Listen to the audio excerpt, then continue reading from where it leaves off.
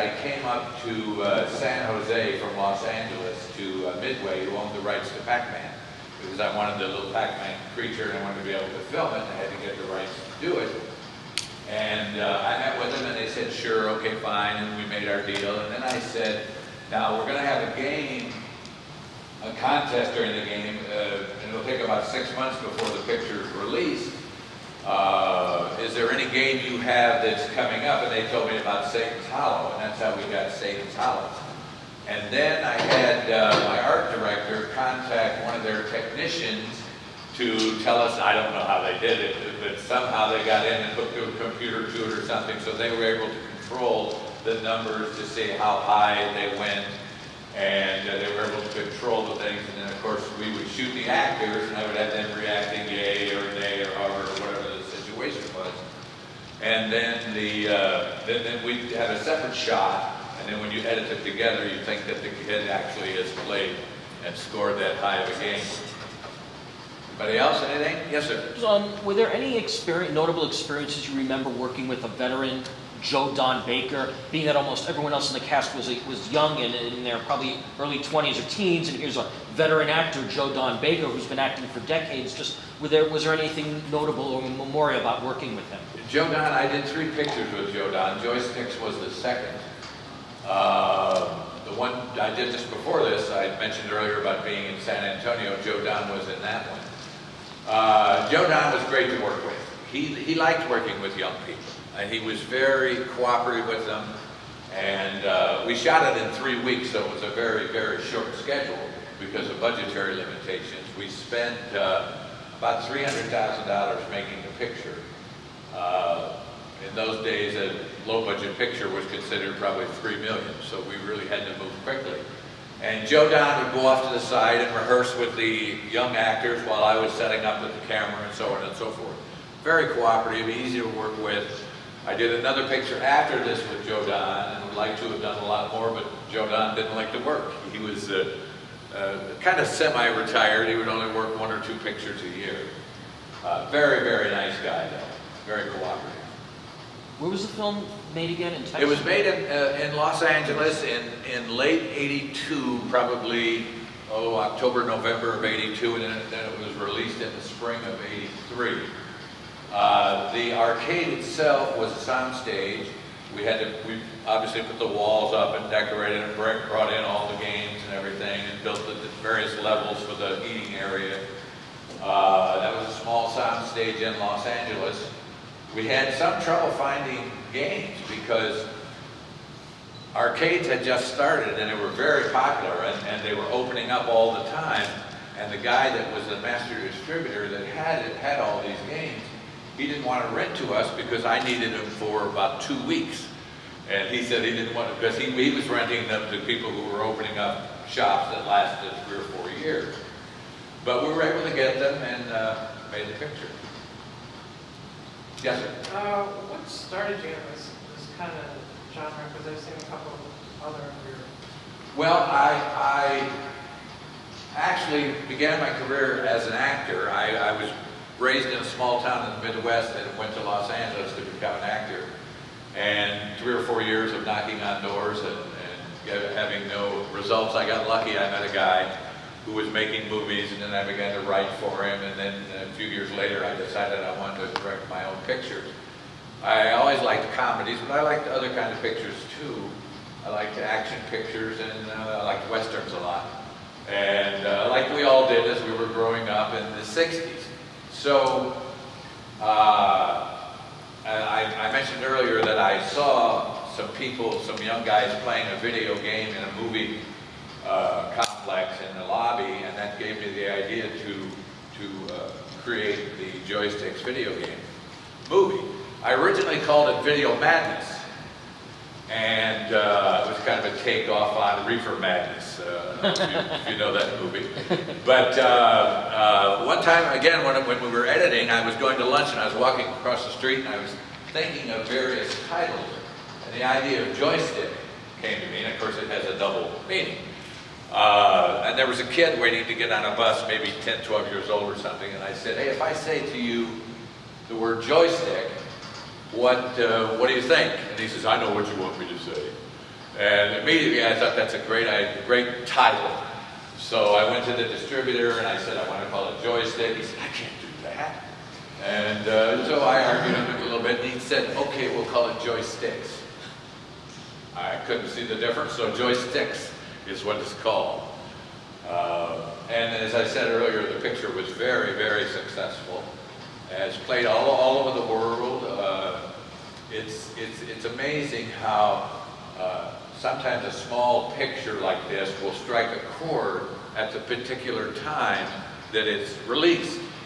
And video arcades today almost don't exist. There are some, but nowhere near the numbers. And that's, of course, because of home video. Home video ate its lunch. Yes? Did a soundtrack album ever come out? It did. But some of the music in that is really good, isn't it? Yeah. Yeah. And I wish that it had. I've been very lucky with music in my pictures because, frankly, I know a little bit about making movies. I've made a lot of them. And music is probably the thing I am least able to help with. So I would hire somebody to do the music for me. We would sit and screen the picture. And we'd talk about where we wanted music, what kind of music, whether we wanted somebody singing, whether it's instrumental, obviously if it's happy or if it's sad or if it's action and so forth. And then the composer would go and I'm trying to think on Joysticks. Yeah, Joysticks was still done the old way. Today, a composer, and in my more recent pictures, composer, of course, sits at a computer and I can sit there and listen and he can do things automatically. But in Joysticks, we were still having to go into a studio. And he would bring in some guys, you know, on various instruments and he would play some music for me. And they would always say to me, should we add horns here or should we do this? And I would say, I have no idea. If you play it for me, I can hear it, maybe I'll have a thought. But again, I was very, very lucky musically, especially in this one. Some of the songs were terrific. Yes? Is it possible that the soundtrack exists somewhere, like maybe one of the... You know, has the old tracks or something? it's not. Well, I shouldn't say it's not. To my knowledge, I doubt it very, very much. What happens when you sell a picture foreign, you give them a separate soundtrack. You give them a music and effects track. That would exist, but it would have all the sound effects mixed in with the music. Also, remind me asking, you also write the script? I worked with writers on the script. I came up with the idea, and I, kind of a film buff, and some of you probably noticed I called the town River City, which is from the Music Man, We Have Trouble right here in River City. And so I had Joe Don several times say, you know, that the trouble was here in River City, and we would add little things like that. I often did that in my pictures. I would give character names that had some meaning to other films. This particular one, this is so obscure that I'm wasting your time telling you about it. No, But the young man that is the lead in the picture that owns the arcade, his name is Jefferson Bailey. His father is his grandfather, excuse me, is George Bailey, who comes in again. George Bailey is the name of the Jimmy Stewart character from It's a Wonderful Life. And I cast an actor to play George Bailey in the wheelchair who I thought looked like Jimmy Stewart. Do you still have to have the script? Pardon me? Yeah, I do, Copy sure. the script? Sure. Is that something you could ever like copy and sign and sell, or? I could, sure. Right thing? Go to my website, GreydonClark.com. Send me an email asking for a copy of the script, and I'll see what I can do. Cool. Yes. I just wondered, when you talked about growing up in a small town in the Midwest, and I grew up in a larger city in the Midwest. Yeah. Didn't you almost feel like kind of a mutant? I mean, you know, there's this freedom that comes out in your you know, in your videos. It's got to be like totally counterculture to what. Well, it is. I grew up just north of South Bend, Indiana, and very conservative area. I was not a conservative politically or in any other way, And I went to college for a year playing basketball, believe it or not. Hurt my knee, dropped out of college like an idiot, and went to the West Coast to be an actor.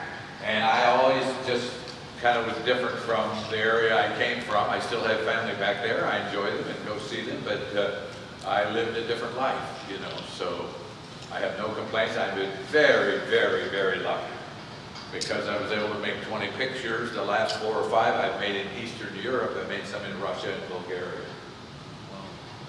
Anybody else? Yes, sir. I just have a couple of questions. Sure. Did you have to screen the movie for Midway, and what did they think of it? You know, I didn't, and I have no idea what they thought. They probably were shocked. I had a contract allowing me to use the Pac-Man, and they never even asked for a script. In fact, the whole meeting with them was probably a half an hour. I contacted them before I went up, obviously. I told them, you know, who I was and that I was going to make this a picture about video arcades, and I wanted to use the Pac-Man. And they said, well, come up and we'll meet with our legal people, which I did.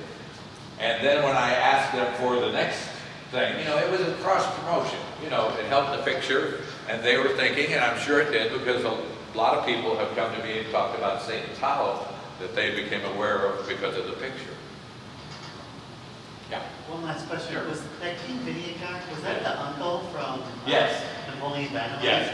That is an actor by the name of Jonathan Grise. Very good. His father was a very, very famous director who passed away very early in his early 50s. Jonathan is his son, the actor that I use. He was in Napoleon Dynamite. He still works all the time. He was had a recurring role on Seinfeld, and very, very talented fellow.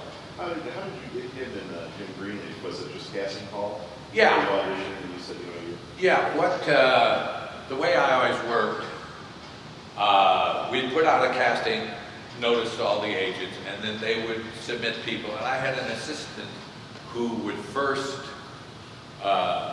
interview the people, and then the assistant would cut it down to 3 or 4 actors for each particular role, and then I would see them. And, you know, I don't want to say the basic plot, but a lot of the plot of this is Animal House.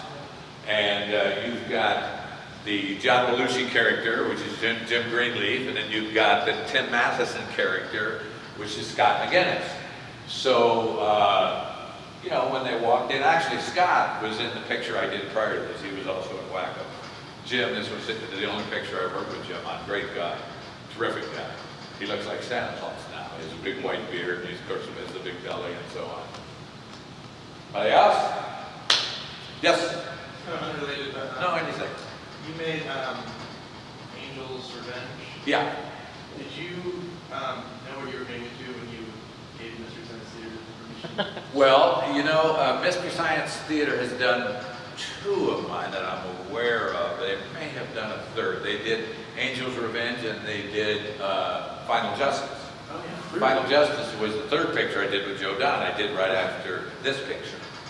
And people always ask me what's my reaction when they spoof the picture. And I say I'm happy to have it done. More people get to see the picture. They get some laughs, and Mystery Science people make some money. I did an interview for them. They put out a DVD on Angels and Final Justice. And they asked me to come down to LA and do an interview, which I was happy to do. And I have no problem with it all. So it's, you know, if people watch it and enjoy it, that's what you make the movie for. Yes, sir. Since it was so successful, did you ever think about a sequel? You know something? Things had changed so rapidly that by the time this picture was released in early '83, it was a success and played overseas. And then I went almost immediately to Malta to make Final Justice with Joe Don. By the time I got back, video arcades started to close. I mean, the arcade boom lasted about 2.5 years. And I've often thought about making a sequel. If anybody has an idea how to do it, send it to my website. Because I don't think you can do it about arcades. And how could you do it about home video without being boring?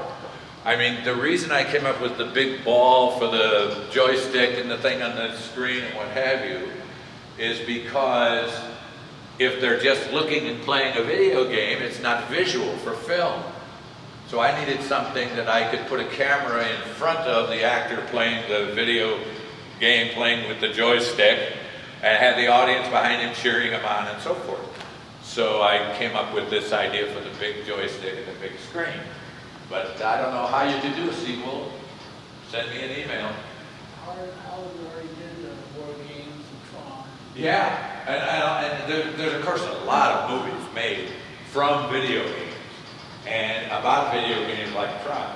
But this, I think, to my knowledge at least, is the only movie about the arcade itself. Guys, I gotta go back over because somebody's waiting for me to sign something and they have to leave and they've already paid me.